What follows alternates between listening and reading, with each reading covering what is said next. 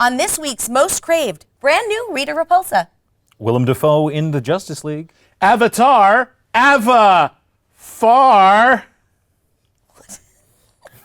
Okay.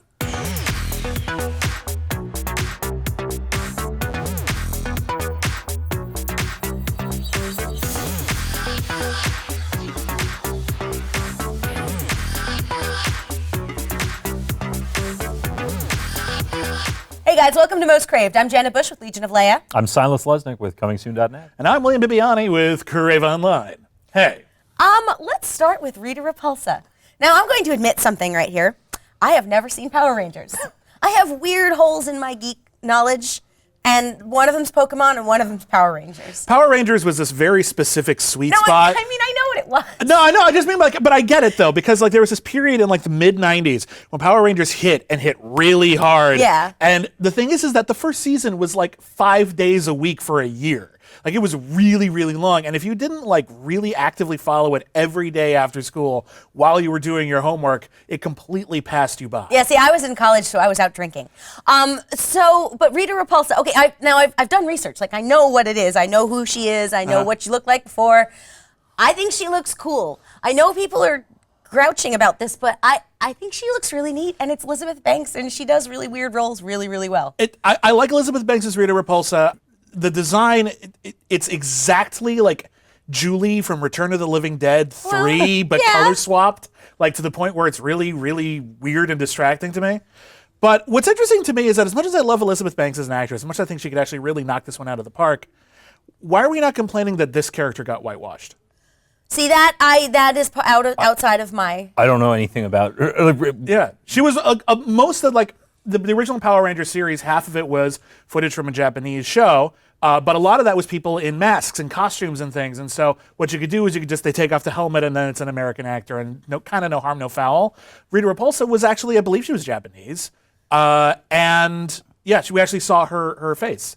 And now she's Elizabeth Banks, who is not Japanese. Now, but the character's an alien. The character is an alien. Okay. So that takes the curse off of it, you think? I don't know. All right. I don't know. I didn't, because look, I didn't watch it.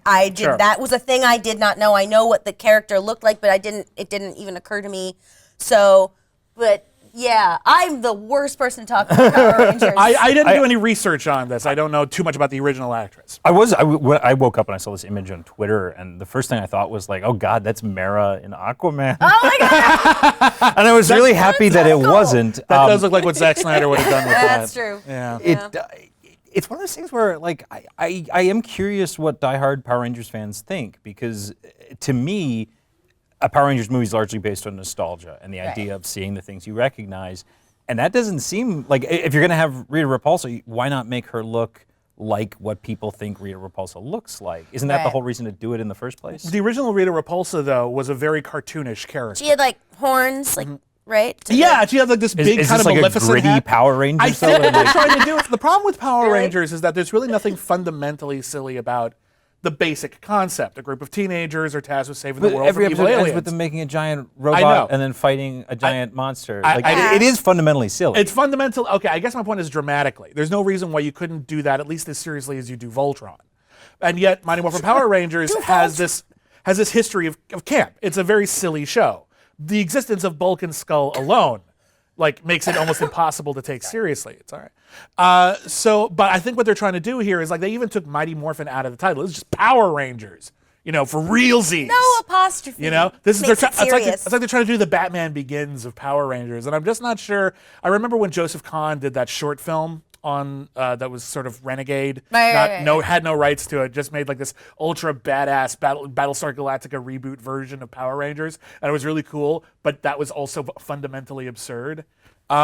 I don't know how close I don't know what the sweet spot is. Do we want it camp? Do we want it serious, or do we want it in the middle? And if so, how do we adjust? The other thing I'll throw out, and I'm not the best person to speak to this, is my understanding of Power Rangers continuity is that there actually is a fair degree of, despite the fact that there's been an episode of Power Rangers every day for the last 20 years, they do all tie together. They do all exist in the same universe. They've crossed over with Teenage Mutant Ninja Turtles. I did know that.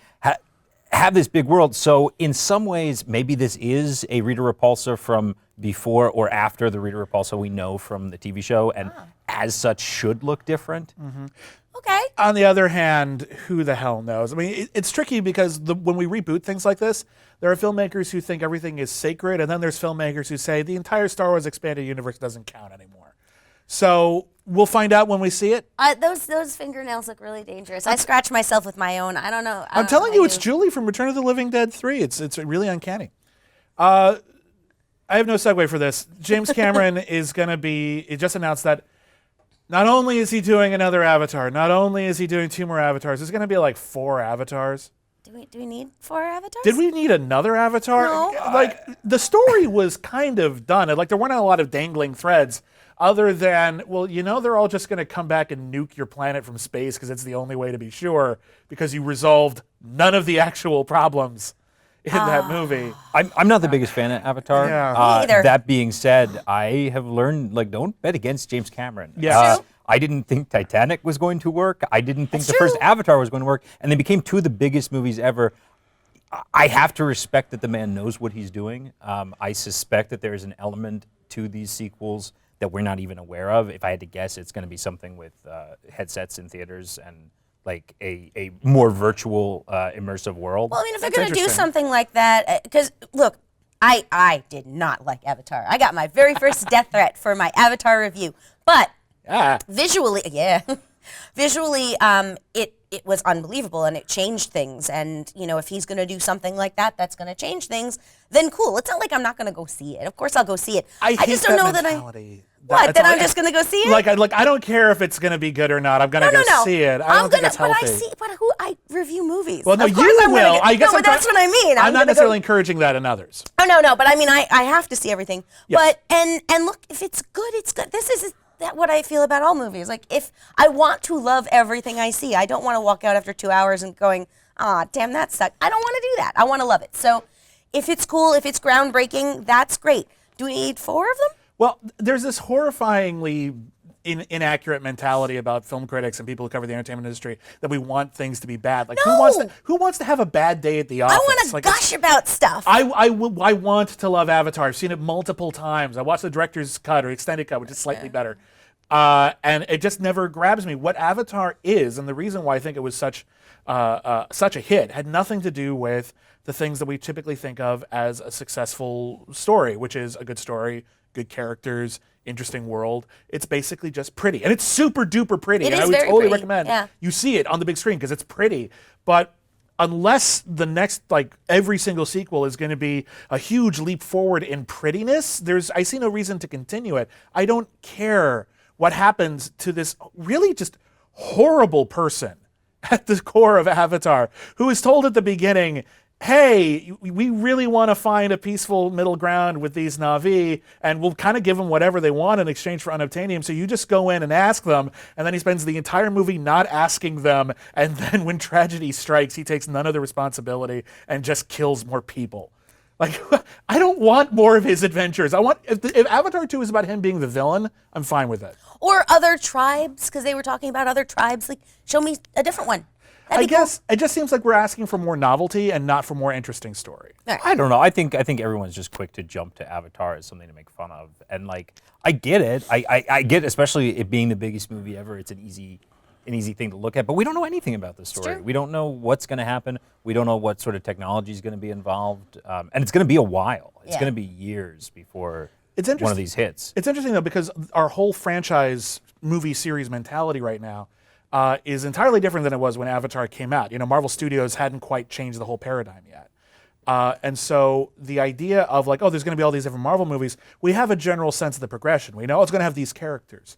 We're going to have these storylines. We know that everyone's going to team up in Justice League Part 1 and 2. With Avatar, it's just there's going to be 4 more of them. You'll just take what we give you. Like, we don't know if you want it yet. You don't know if you want it yet. But James Cameron can do no wrong, and even if the next 2 like tank, we're going to have to release them all because we committed to this, and we'll never apologize if we get it wrong because we had to commit right away. People who sell blue makeup will do really well at cons. No one dresses up as the Na'vi. No one does, not anymore. No one cares. It's been a while. amazing to me. No one quotes it. Yeah, but nobody cared the first time, and it became the biggest movie true. of all time. Totally true. Yeah, and Francis the Talking Mule was one of the biggest franchises of the 1950s. No Talking one talks But about it it is anymore. not currently. Exactly. No one But cares Avatar anymore. is. Right. I mean, like, I agree with you. Like, it's not my favorite franchise. I'm not that excited. That being said, I'm happy to see anything by James Cameron. And the world feels differently. I mean, like, just the numbers say the world loved Avatar. That's true. That's true. I don't know. The world seems to, if we're going by what the world likes, the world loves war. Like, I don't know if I'm necessarily agreeing. I with do not the judge world. anybody who loves Avatar. Okay, fine. Speaking of sequels, how about Justice League and Willem Dafoe? I Or like perhaps him. the friend of the Justice League. Oh, yes. Well, they said that his role, which we don't know anything about other than this, he's a good guy. Yeah, I'm calling it right now. Metron. Okay. Metron. Well, here's the thing. Oh, Willem Dafoe's going to be in the movie. All right, as who? We won't tell you. All right, it'll be someone. Like, we know that they're going to get to the New Gods eventually. They already talked up Darkseid. He'll probably be one of them. So I'm voting Metron because he has an excuse to be in anything because he's basically their version of the Watcher. Yeah. I don't need to know. Like, I just love him. I think I love watching him in anything. I don't necessarily want to know what his character is. With Willem Dafoe and J.K. Simmons both in Justice League, who else from Sam Raimi's Spider-Man do we think is going to make it into that? I'm that fine movie? with that. I love J.K. Simmons too. Like Kirsten Dunst as like Big Barda. Ooh, that'd be cool. I don't think that would work. You don't think that would go about Granny Goodness? Put her in some makeup, you can keep her in No, there. you got to don't keep think Ed so. Asner. Yeah. Who do you think Willem Dafoe is playing in the Justice League? Do you want more avatars? Why? Why more avatars? And Rita Repulsa, yay or nay? You might be a bigger fan than we are. Tell so me we'd like why to I know. should watch Power Rangers.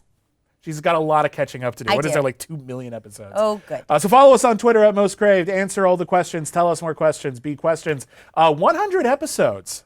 And we still haven't like really got a good format for how to end them. I always just sort of airball it right at the end. So How about this? See you next week.